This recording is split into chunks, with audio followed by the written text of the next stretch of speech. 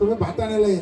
मी तुमच्याकडे यायचं ठरवलं कारण आभार मानायला भाताण्यासारखी माझ्यासारखी दुसरी जागा नाही.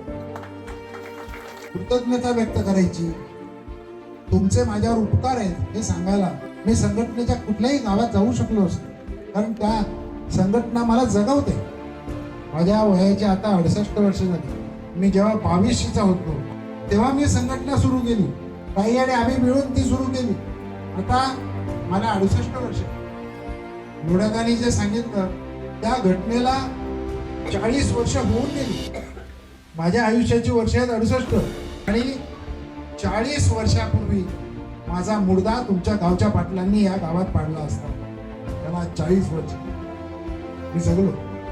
यमुना आणि लोढ्यादा मला आठवतं की तो हल्ला झाल्यानंतर भाताण्याला, आता आपण खेळायच्या पाड्याला, भाताण्याला तुझ्या घराच्या समोर सभा झाली.